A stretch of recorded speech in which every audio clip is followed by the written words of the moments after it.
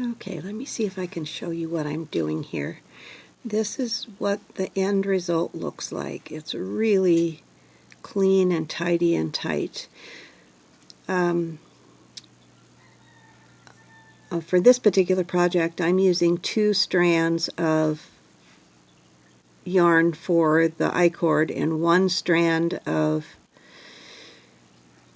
yarn for the body. The reason for this is my trapezoidal tank, and the icord is also the strap, and that gives me a nice sturdy, heavy edging and strap. So this is how this works.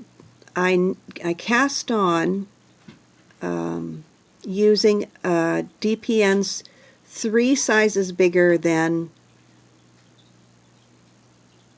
the stitches in the body. The reason for this is the row per inch has to be the same as the stitches per inch. The reason for that is if this has more rows per inch than this, you'll either get this if it's too many or too few, or you'll get it stretched out. It won't be. You see how there's no puckering, there's no gathering, there's no contraction of the stitches here. That's what makes the difference. This row per inch has to match this stitches per inch. So I did a little bit of test knitting, and for me, usually I only go up 2 sizes. I had to go up 3 sizes on this. So this is how I do it.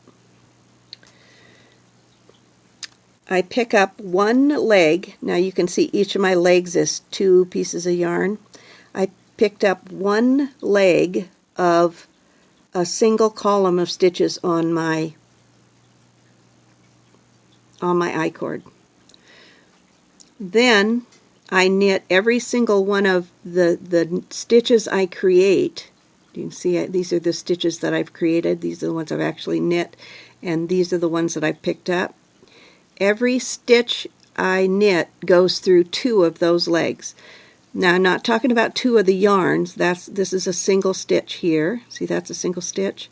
It goes through 2 of those stitches, and I'm hoping this will show up well enough that you can see what I've done. Now I like knitting through the back loop, so when I picked up these stitches, I made sure I picked up the column of legs that would put the leading leg in back for me.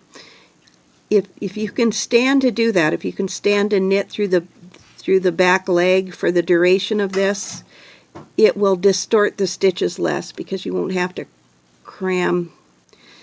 Okay, let's see if I can see what I'm doing here. Okay, that's a stitch. Now, you can see that this stitch goes through this loop here, and it also goes through that loop there. So when I finish this stitch, I pull just that first leg off the needle. So for the next stitch, I'm going to go through this one, but I'm also going to go through this one here. See that?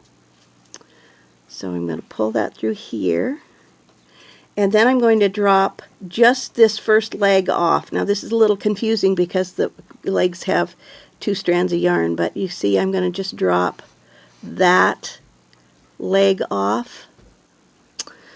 Focal length's wrong. Okay, so there's my new stitch, and I do this all the way along. I knit through. Oh shoot! And when I pick these up, This is my body is a US 5. My icord is a US 8, and this is, I think, a US 2 that I used to grab all the legs. That gives me all of the legs on the needle without distorting the icord because the needle's so small.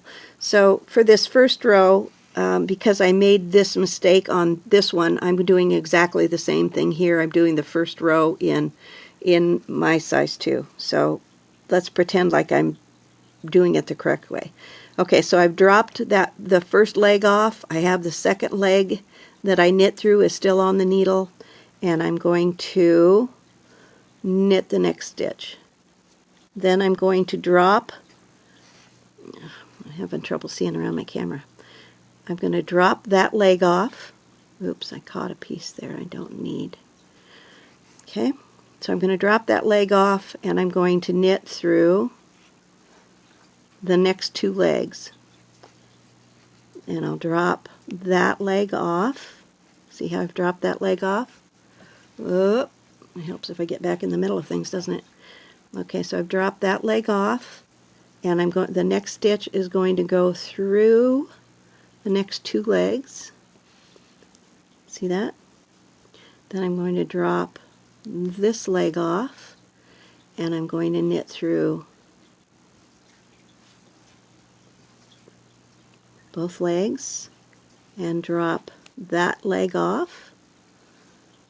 And that's how I'm getting that really perfect.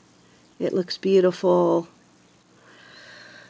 I can't think any other tricks I need to tell you. Just watch your row gauge, stitch gauge. Pick it up on a small needle. Don't do what I've done. Go ahead and knit off on your regular size needle. When you get to this end down here, make sure your last stitch is in both of those legs. You don't want to drop this leg off and then try and stitch that, because even though it's through 2 legs, you can see that it wants to cause things to grow, and you don't want that. So if you just do one single leg, it will take and it will pull yarn from that entire I-cord row, and it will give you a big hole right here. So don't do that. Let's see, I can't think anything else. I think that's it. If you have any questions, let me know.